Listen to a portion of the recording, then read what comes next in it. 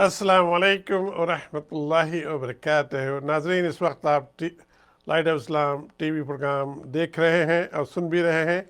جہاں جہاں آپ جڑے ہوئے ہیں ہمارے ساتھ، آپ سب کو ہم ویلکم کرتے ہیں بہت مبارک مہینے میں، اور اللہ کے پیارے نبی صلی اللہ علیہ وسلم کا ذکر جاری ہے۔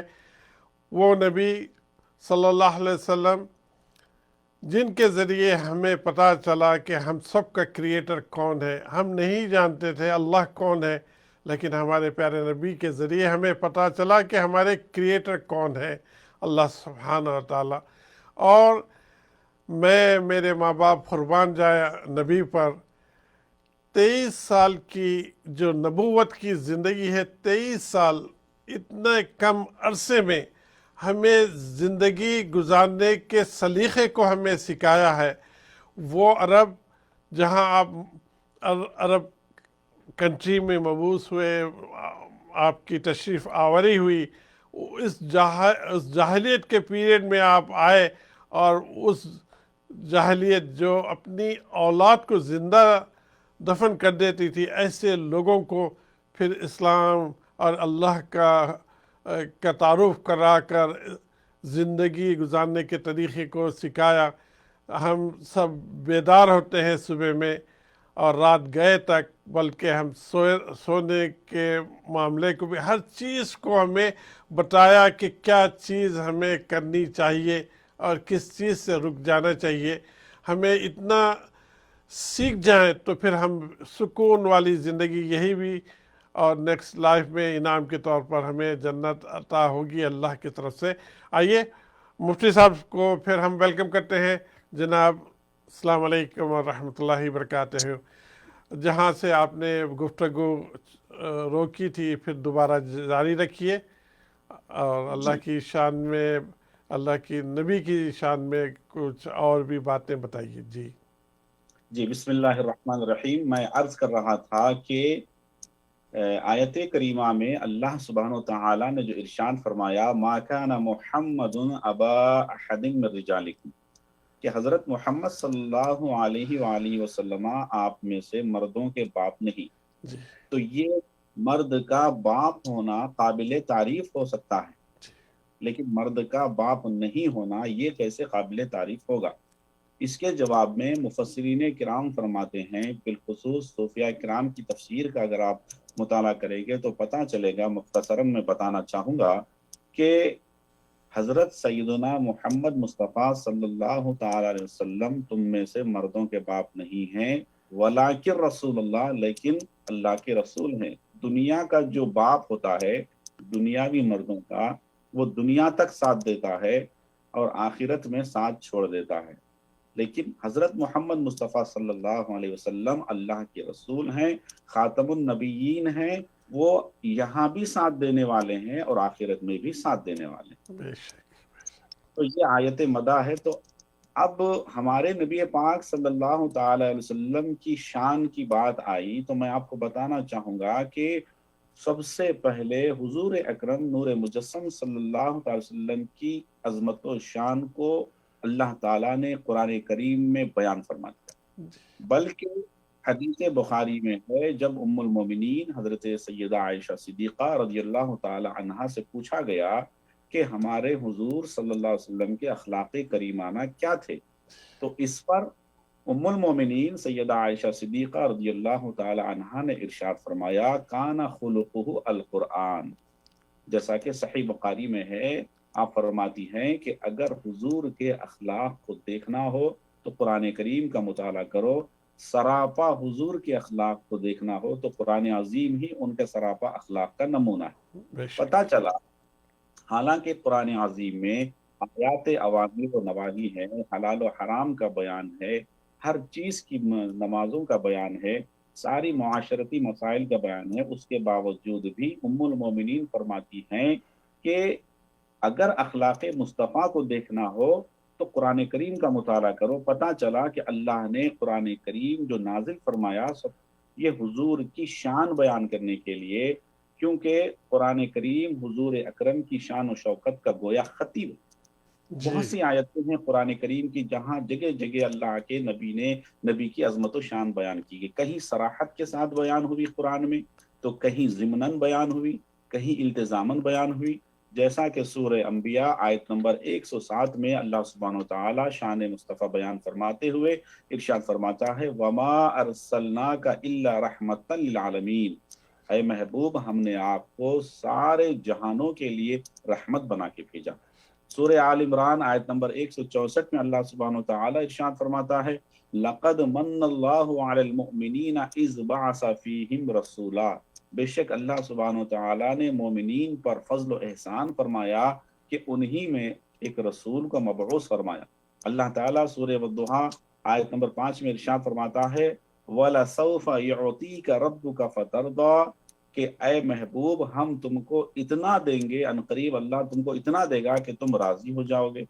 और कुरान करीम में एक मकाम पे अल्लाह सुब्हानहू व तआला इरशाद फरमाता है, तिलका रुसुलु फद्दलना बअदहुम अला बअद मिनहुम मन कल्लमल्लाहु, कि ये वो रसूल हैं जिनको हमने बाज को बाज पर फजीलत दी है, उनमें से कुछ ऐसे जिन्होंने अल्लाह से कलाम फरमाया, वमिनहुम, कुछ ऐसे अंबिया हैं जिन्होंने अल्लाह से कलाम फरमाया, कुछ ऐसे नबी हैं जिन्होंने कलाम इलाही से जो है शर्फ हम कलामी से अल्लाह ताला से शर्फ हम कलामी से मुशर्रफ हुए, और कुछ ऐसे हैं कि बहुत दर्जों बुलंद, वो रफ़ा बअदहुम दरजात, और एक नबी ऐसे हैं कि सब नबियों पे उनको बहुत दर्जों बुलंद किया। मुफस्सिरीन किराम इस आयत करीमा में इरशाद फरमाते हैं कि हज़रत आदम अला नबीना व अलैहिस्सलातु तस्लीम से लेकर हज़रत सैयदना ईसा रूहुल्लाह अला नबीना व अलैहिस्सलातु तस्लीम तक जितने अंबिया और मुरसलीन गुजरे हैं, उन सबों में अफजल और बड़ी शान वाला बनाकर खातमुन नबिय्यीन जनाब मोहम्मद रसूलुल्लाह सल्लल्लाहु अलैहि वसल्लम को अल्लाह ने मबऊस फरमाया। जी दूसरी बात यह है कि अब के सवाल हुआ कि असर हाजिर के तनाजुर में हम इस नबी पाक की शान और शौकत कैसे बयान करें। मैं एक वाकया बयान करता हूँ। हुजूर अकरम नूर मुजस्सम सल्लल्लाहु अलैहि वसल्लम ने इरशाद फरमाया, जैसा कि जो है बहुत सी किताबों में यह हदीस है, अपनी शान बयान करते हुए हजरत सैयदना अबू हुरैरा रज़ियल्लाहु तआला अन्हु से रिवायत है कि नबी पाक सल्लल्लाहु अलैहि वसल्लम ने इरशाद फरमाया कि मैं क़यामत के दिन तमाम इंसानों का सरदार हूँ, जिस और जिनकी खबर सबसे पहले खुलेगी वो मैं ही हूँ, और जो सबसे पहले शफाअत करेगा वो मैं ही हूँ, और जिस सबसे पहले जिसकी शफाअत कबूल होगी वो मैं हूँ। तो बेशक हुजूर नूर मुजस्सम सल्लल्लाहु अलैहि वसल्लम ने फरमाया कि मैं औलाद आदम का सरदार हूँ। जी तो औलाद आदम इसलिए फरमाया कि अल्लाह की सारी मखलूक़ात में, यहाँ तक कि अल्लाह की जो पाकीज़ा मखलूक है, फरिश्ते, फरिश्तेगान इलाहिया, जो अल्लाह सुब्हानहू व तआला के बड़े ही पाकीज़ा मखलूक हैं, वो गुनाहों से पाक होते हैं, वो ना खाते हैं ना पीते हैं, उनसे भी अफजल अगर कोई है तो आदमी, यानी आदमियों को फरिश्तों से अफजल अल्लाह ने बनाया। फिर इन तमाम आदमियों में सबसे अफजल, सबसे बरतर खातमुन नबिय्यीन जनाब मोहम्मद रसूलुल्लाह सल्लल्लाहु अलैहि वसल्लम को अल्लाह पाक ने बनाया। अब यहाँ एक सवाल पैदा होता है, मैं बड़ी तवज्जो चाहता हूँ मेरे मेज़बान से, कि एक रिवायत है जिसको हज़रत अल्लामा हाफिज़ इब्न कसीर दिमिश्की रहमतुल्लाह अलैह ने अपनी किताब तफसीर इब्न कसीर में बयान फरमाया है। जी उसमें इरशाद है कि ला तुफद्दिलूनी अलल अंबिया, हुजूर फरमाते हैं कि मुझको दीगर नबियों की फजीलत मत दो। और एक लफ्ज ऐसा भी है, ला तुफद्दिलू अलल अंबिया, कि नबियों पर मुझको बरतरी मत दो। तो इस हदीस से पता चला कि ये मालूम हो रहा है कि क्या हमारे नबी की फजीलत और बुजुर्गी और बरतरी क्या दीगर नबियों से मुसल्लम नहीं है, यही पता चलता है। तो ये इसके जवाब में शारिह मुस्लिम इमाम नववी रहमतुल्लाह ताला अलैह इसका जवाब देते हैं, और खुद अल्लामा हाफिज इब्न कसीर दिमिश्की रहमतुल्लाह अलैह अपनी किताब तफसीर इब्न कसीर में भी इसका जवाब देते हुए इरशाद फरमाते हैं कि एक रिवायत नकल करते हैं, सहीहैन की एक रिवायत में है, इस रिवायत के रावी हजरत सैयदना अबू हुरैरा रज़ियल्लाहु ताला अन्हु हैं। वो फरमाते हैं कि एक बार ऐसा हुआ कि एक मुसलमान में और एक यहूदी में झगड़ा हुआ, बाहम झगड़ा हो गया। तो यहूदी ने कसम खाकर कहा, ला वल्लज़ी इस्तफ़ा मूसा अलल आलमीन, قسم اس کی جس نے حضرت موسیٰ کو ساری کائنات پر تفوق دیا، برتری دیا اور ان کا انتخاب کیا، یعنی بڑی ہی چوز ان کو اللہ نے انہیں چوز کیا. تو اس پر مسلمان نے اس یہودی کے منہ پر ایک تھپڑ رسید کر دیا. جیسے ہی تھپڑ مسلمان نے رسید کیا، اس کو تھپڑ تماچا مارا، تو وہ یہودی ہمارے پیارے نبی صلی اللہ علیہ وسلم کی خدمت میں آ کر کے شکایت کیا کہ مسلمان نے مجھے اس بات پر تھپڑ مارا ہے. تو حضور اکرم نور مجسم صلی اللہ علیہ وسلم نے ارشاد فرمایا کہ مجھے انبیاء پر فضیلت نہ دو، کیونکہ قیامت کے روز لوگ بے ہوش ہوں گے تو میں سب سے پہلے میں ہوش میں آؤں گا. قیامت کے روز سارے لوگ جب بے ہوش ہوں گے تو سب سے پہلے میں ہوش میں آؤں گا. جس طرح حضور نے فرمایا کہ سب سے پہلے قبر میری کھلے گی، مجھے جنتی لباس پہنایا جائے گا، سب سے پہلے قبر سے میں اٹھوں گا. اسی طرح حضور نے فرمایا کہ جب قیامت کے روز سارے لوگ بے ہوش ہوں گے، کسی کو ہوش نہیں ہوگا، تو سب سے پہلے مجھے ہوش آئے گا. تو میں اس وقت دیکھوں گا کہ موسیٰ علیہ السلام عرش کا پایا پکڑے ہوئے ہیں. میں یہ دیکھوں گا، میں یہ پاؤں گا کہ حضرت موسیٰ علیہ السلام عرش کا پایا پکڑے ہوئے، تھامے ہوئے. تو مجھے یہ نہیں معلوم کہ وہ مجھ سے پہلے ہوش میں آئے ہوئے ہوں گے یا طور کی غشی کا انہیں بدلہ دے دیا گیا. یعنی فخر موسیٰ جی صعقہ، جو کوہ طور پر حضرت موسیٰ بے ہوش ہوئے تھے، اس کے بدلے کے طور پر قیامت کی بے ہوشی ان کو نہیں دی گئی، لہٰذا وہ عرش کا پایا پکڑے کھڑے ہوں گے. یعنی قیامت کی غشی ان کے لیے لاحق نہیں ہوئی کہ وہ طور تجلی جی رسانی سے غشی کھا چکے تھے. بہرحال فلا مفتی تفضلونی صاحب علی الانبیاء وقت وفی کی روایت لا وقت تفضلوا بین الانبیاء. تو وقت مجھے انبیاء پر فضیلت نہ دو. اور ایک روایت ہے کہ انبیاء کے وقت کی درمیان قلت پر فضیلت کرو. اس کا جواب دیتے ہوئے ابن کثیر نے چند باتیں بیان فرمائی. پہلی بات یہ ہے کہ حضور نے یہ جو ارشاد فرمایا کہ مجھے انبیاء پر فضیلت نہ دو، یہ اس وقت کی بات ہے، یہ جب تمام اولاد آدم پر آپ کی جو فضیلت ہے، اس فضیلت کا علم اس وقت حضور کو ابھی اللہ کی جانب سے دیا نہیں گیا. جی جی جی اس وقت سے پہلے کی بات. دوسرا جواب یہ ہے کہ حضور اکرم نور مجسم صلی اللہ علیہ وسلم نے یہ کسر نفسی کے طور پر، یعنی عاجزی اور انکساری کے طور پر حضور نے یہ فرمایا. جی یہیں پر ہم آپ کو روکنا پڑے گا کیونکہ وقت کی قلت ہے.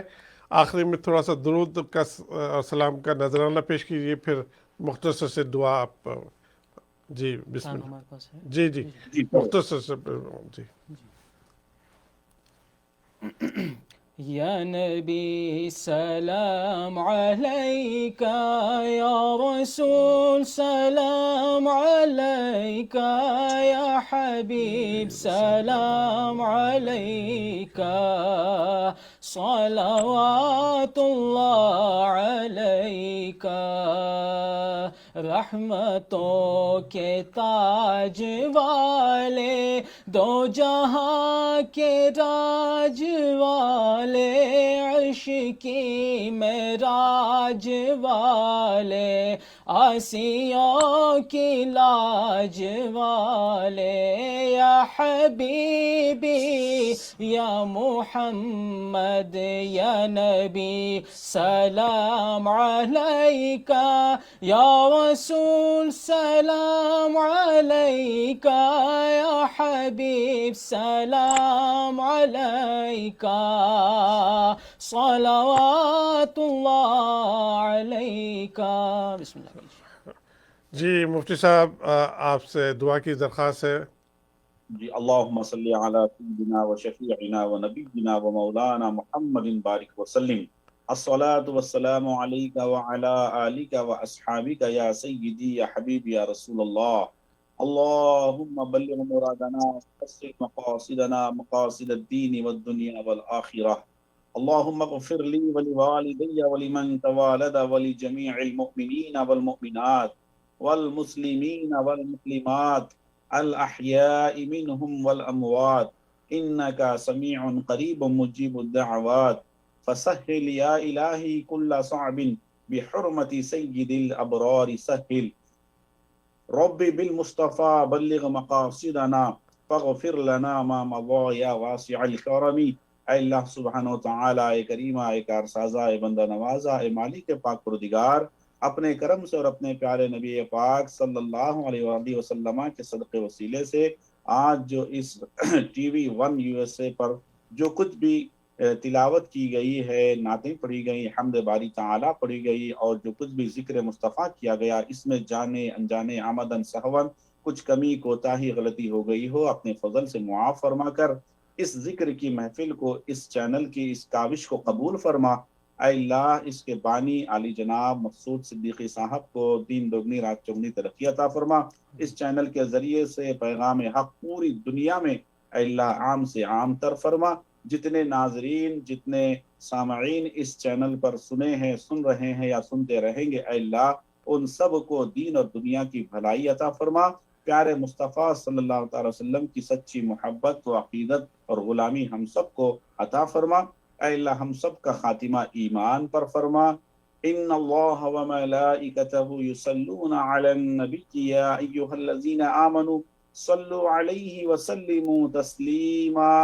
اللهم صل وسلم دائما ابدا على حبيبك خير الخلق كلهم سبحان ربك رب العزة عما يصفون وسلام على المرسلين والحمد لله رب العالمين۔ جزاک اللہ خیر مفتی صاحب اور جناب پیرزادہ محمد حسنین، جزاک اللہ خیر۔ اسی نوٹ کے ساتھ آج کا پروگرام کا اختتام کرتے ہیں۔ مفتی صاحب کی دعا کو قبول کرے یا اللہ، اور اللہ سبحانہ تعالیٰ اپنے نبی کے زبانی جو امت کے لیے دعائیں کی ہیں، یا اللہ ہم سب کو اس کا حصہ عطا فرما یا رب العالمین۔ جو بھی اس میں اچھائی تھی یقیناً اللہ آپ کے طرف سے ہی تھی، جو اس میں کمی تھی، غلطیاں تھی، میرے طرف سے تھی۔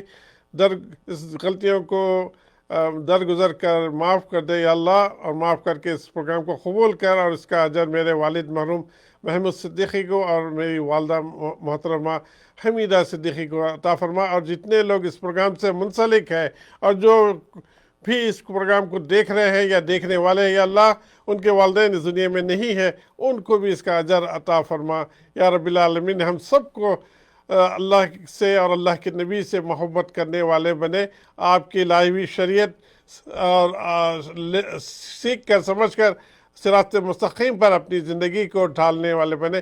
اسی نوٹ کے ساتھ آج کا پروگرام کا اختتام کرتے ہیں۔